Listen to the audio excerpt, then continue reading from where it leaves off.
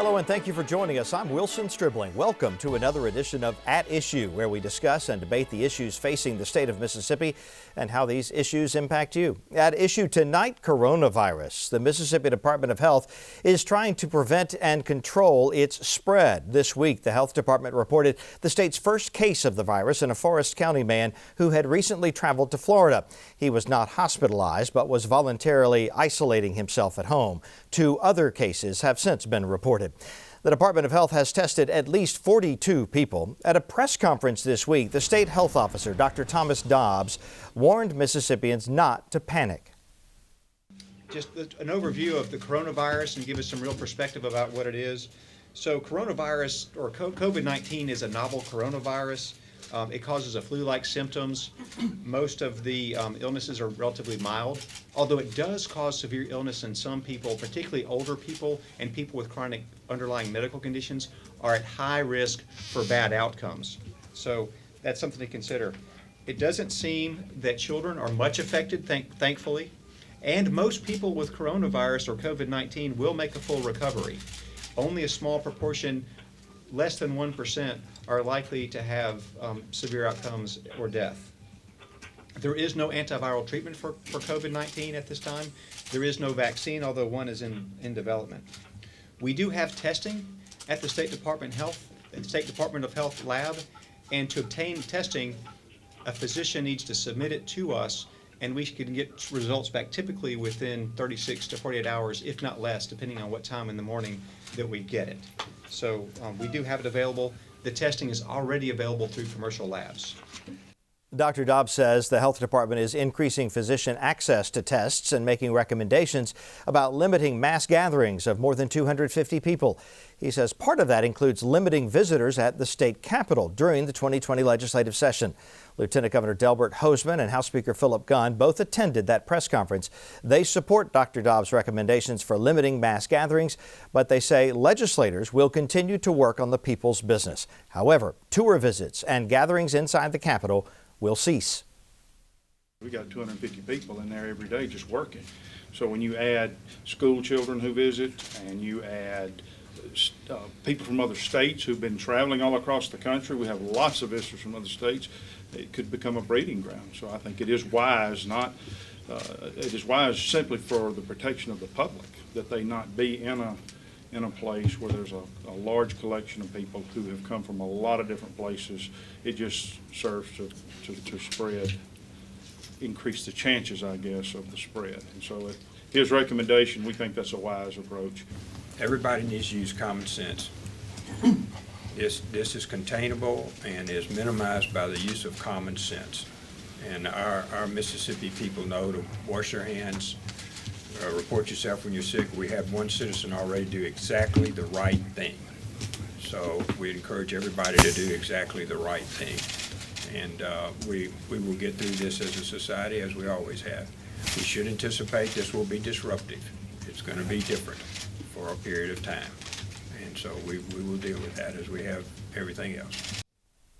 For more information and updates, visit our website, mpbonline.org. There's also a Mississippi coronavirus hotline. The number is 1-877-978-6453. Initiative 65 is a proposal to legalize medical marijuana in Mississippi by way of a constitutional amendment. More than 200,000 people have signed a petition to get the initiative on the November ballot. On Tuesday, members of the House voted to add another proposal to the ballot. Republican Representative Joel Bomgar supports Initiative 65, also known as Medical Marijuana 2020. He says it would enable doctors to prescribe up to 5 ounces of marijuana a month for someone with a debilitating condition. The alternative proposal, which would appear as 65A on the November ballot, is authored by Republican Representative Trey Lamar. It says only terminally ill people would be allowed to smoke prescribed marijuana. Other products would be available to people with other serious conditions. Critics say having 2 similar proposals on the ballot is designed to confuse voters, split the vote, and kill both initiatives. Legislators debated the issue on the House floor. These people need help from us. This amendment, regardless of the good intent, will challenge that. In our state, when you have a referendum, citizen referendum on the ballot, it takes a majority of the vote. It takes 40% of the people voting to vote in that majority. If you have something to debate that, to give an alternative, it can split the vote. One of the things we haven't mentioned is workforce development, which we've talked a lot about. Yeah. This is one step above recreational marijuana. We have a big enough drug problem, and if we pass this with all the concentration we're doing on workforce development, it's going to be detrimental to our economy and not what we want Mississippi to be about. Both of my parents died from the kind of cancer that takes over your body, shuts it down, and you die in an extraordinary amount of pain over years or months or however long that process goes. And they had chemotherapy, they had opioids, they had all of that stuff, and they died in extreme pain. I remember my dad telling me that every day he woke up and his question for the day was, will I be able to stay on top of the pain today? After my parents passed away, I was talking to some of the cancer doctors that were involved in their treatment, and they told me that medical marijuana would have really helped my parents, but that they were not even allowed to tell them about it because we live in the state of Mississippi. And of course, my parents, I've never used any illegal substance in my entire life, neither of my parents. That was not something we would have even considered. And so people in Mississippi are dying in way more pain than is necessary because 34 states have done something that we have not decided to do. Representatives Lamar and Bomgar clashed on the issue. Bomgar says the language was drafted by a number of advocates and medical professionals, and it is not intended to promote recreational marijuana. But Lamar tells our Desiree Frazier he offered the alternative measure, House Concurrent Resolution 39, because the language in the original referendum is too lenient. The proposed language in 65, there's a whole litany that I went through on the floor today of problems. Number one, it takes the taxing and appropriation authority away from the legislature, gives it to an executive branch. That's wrong. Most people that I've talked to that signed on to this plan had no idea that the state was not going to be able to control the taxing of it or use the proceeds from the taxing of it for other legitimate state needs. This would put into the Constitution that we simply can't do that. What little money would be derived could only be used in furtherance of the medical marijuana program. What is in the referendum that makes you think it's close to recreational use? The fact that it's not, the licenses and the permits are not regulated whatsoever. They're unlimited in scope, and therefore without a limit on the number of businesses that can enter the market, there's not going to be any reasonable way for the Department of Health here in Mississippi, especially with little taxing authority, to properly regulate it. So if it's not properly regulated, then the market's just going to be flooded with marijuana products. And I would submit some may be good products, some may be bad products. There's not going to be any way to properly regulate that under that language. What do you say about his assertion that this was very close to making marijuana recreationally available in the state? That's completely not true in any capacity. Anybody can go read the initiative. It's on the website, Medical Marijuana 2020. He himself can read the initiative. I've asked him repeatedly to show me where it does that, and he can't show me. And so if you can't show me in black and white what your assertion is, then your assertion's not true. And that assertion is just not true. You made a point on the floor about him not being willing to participate in the committee that dealt with this issue. Why? Well, because I invited him to the process, and in good faith, for someone who cares about medical marijuana, they should have had a seat at the table. And he was offered a seat at the table to help draft Initiative 65. He declined, said he did not want to be part of that. And then here he is with a constitutional amendment on medical marijuana. And the good faith thing to do would have been to do that back in 2018 when Initiative 65 was being drafted. That is the fair and right thing to do. Do you have any hopes that this referendum will still pass? Initiative 65, everybody needs to know that Initiative 65 is the real thing. Initiative 65A is not. It's an alternative amendment whose purpose is to dilute the vote, split the vote, and kill both initiatives. So I would encourage every Mississippian to vote for Initiative 65. That is the medical marijuana program that Mississippi needs. The resolution passed. Lawmakers also passed a bill that would change how Mississippi's College Board is selected. Currently, the governor selects each of the 12 members for staggered 9-year terms. Republican Representative Scott Bounds explains House Bill 870. He believes the measure provides a balance in how College Board members are selected. House Bill 870 would revise how the HL College Board members are named or established. Current law, they are a constitutional body. In other words, right now, they are appointed by the governor, all 12 appointees, okay? Them being a constitutional body, what 870 did was the mechanics for HCR 51, which is a constitutional amendment initiative that will be maybe discussed at some point in this legislature, that would allow for the makeup of the board to be revised. Whereas the governor has 12 appointments now, it would go to the governor would have 4 appointments, the lieutenant governor would have 4 appointments, and the speaker would have 4 appointments. And that's what the crux and the meat of 870 did. Bounds defended the bill on the House floor on Wednesday. He says it will allow legislators to recommend representatives from universities to the governor, lieutenant governor, and House Speaker. Those 3 have the final say on who becomes a College Board member. Critics of the bill say they want all 8 state-funded universities represented on the board, something they say House Bill 870 does not address. You're balancing the appointments out, but you're not balancing the representation of the 8 state-supported institutions on the board, and this is not going to fix that, will it? Gentlemen, that is not addressed right here. Well, I understand, yeah, but it could be. Didn't we have a considerable amount of turmoil and chaos at 2 or 3 of our universities in terms of the IHL naming presidents, particularly Jackson State and Ole Miss, over the last 2 or 3 years? I mean, they were up in arms about the selection that was made, simply because neither institution had any input in the process. You don't give your schools the opportunity to have someone to represent them on the IHL board, to give them power. They come here every year begging for money, especially our HBCUs. You've seen what they've done to us.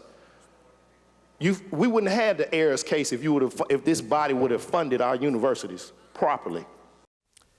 House Bill 870 is now headed to the Senate. In the Senate this week, lawmakers passed a bill to give law enforcement more tools to combat gang activity. Senate Bill 2459, the Mississippi Gang Act, creates a legal definition of gangs. Republican Senator Bryce Wiggins co-authored the measure. We all know in the state of Mississippi we have these problems with gangs, and if people don't know that or they deny it, then they're living in a fantasy world. And law enforcement and prosecutors have asked for these tools to address the situation that's going on. This was a tool to do that. It's based off Georgia law that was passed. Other states across the country have some version of this law. And in essence, it is to get at the criminal enterprises that are gangs now. The gangs back in the day, like you and I knew, they're different now. They are criminal enterprises, and as I said on the Senate floor, they are engaged most recently in things like human trafficking. That is what they do, and this gives them, meaning the law enforcement, the ability to investigate and go after these gangs. Critics of the bill say it's not necessary. They say the state already has enough anti-gang laws to address the issue. Democratic Senator John Horn says it could also leave room for error and prosecution of innocent people. They may happen to dress alike or have some sort of club that they belong to, or they just happen to dress alike. And so let's say that a person who did commit a shoplifting offense, who was an adult, did the offense, and then was picked up by a couple of guys who had nothing to do with the shoplifting. The 3 of them could be arrested and described as a gang, and then those stiffer penalties would kick in, and maybe 2 innocent people would be caught up in it. So let's get straight to the point now with views from both sides of the aisle. Brandon Jones is an attorney and former Democratic member of the House. Lucien Smith is chairman of the Mississippi Republican Party. He's sitting in this week for Austin Barber. Good to have you with us, Lucien, and Brandon, as always. Good to be here. Thank you all for being here. Since we've got the chairman of the state since we've got the chairman of the state GOP with us tonight, excuse me, Lucien. That's no problem. I want to take advantage of the opportunity, though, that we haven't had an opportunity to speak with you since last November's election, when Republicans swept statewide elected offices for the first time in modern history, anyway. It's got to feel good, but what kind of challenge is that as well? Well, look, it was a huge accomplishment. It's the first time in history that Republicans have won all 8 of the statewide elected offices. We kept our supermajority in the House. We got a supermajority in the Senate. And so it's a very exciting time for Republicans. We're starting to see on the local level, we've had a long history in Mississippi of local Democratic sheriffs who were conservatives, but continue to run as Democrats. And in just the last 12 months, we've had nearly 100 local elected officials, coroners, circuit clerks, et cetera, that have switched over to join the Republican Party. I think we are seeing the end in Mississippi of the conservative Democrat. The last place that they really continue to exist is at the local level, and we're having press conferences celebrating people switching at almost a rate of once every week. And I don't think that's going to stop. What's fueling that? Well, I mean, I think they look at their options. When you look at the two parties in Mississippi, there really is only one conservative party, and that's the Republican Party. I think that's true at the national level. And I'm able to go in, and other volunteers and activists are able to go into communities and say, do you want to be do you want to be part of the party of Donald Trump, or do you want to be part of the party of Bernie Sanders and AOC, the sort of things that are coming out of Washington? And over again, what I hear from people is, I'm not comfortable being part of the Democratic Party anymore. It just has gone so far to the left that I'm not comfortable being there anymore. And we've been, as a result, very effective in getting people to switch over to the Republican Party. Brandon?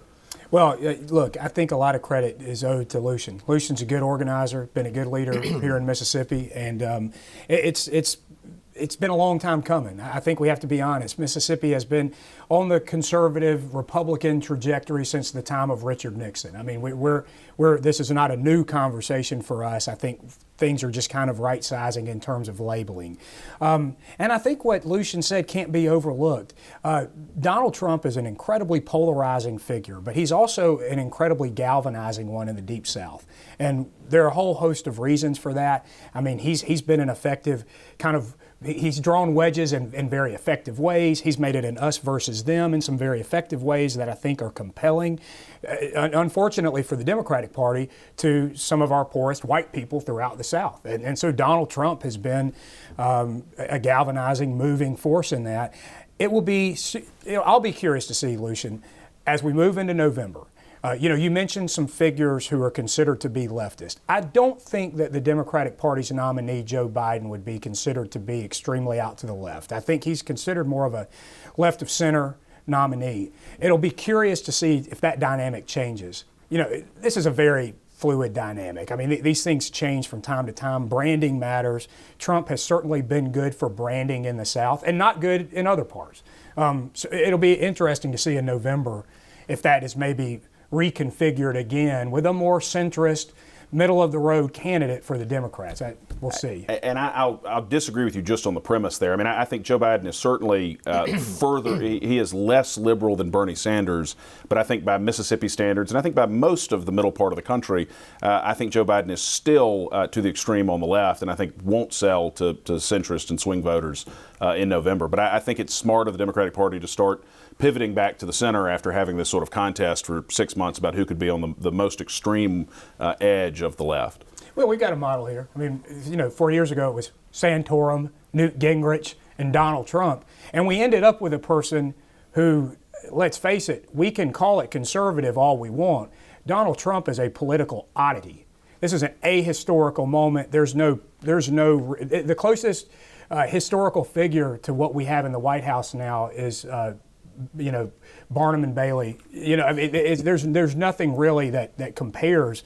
And so, I'll give Lucien credit. They've been effective here, but I think trying to tie it to some type of policy, to some type of, worldview, Trump's a little bit shaky on that. That seems to change every time he tweets. So I don't know if it's been quite as consistent as And sometimes we say. The voters will decide, of course, in November on that and other counts. Let's move on now to, we talked about medical marijuana earlier in the program.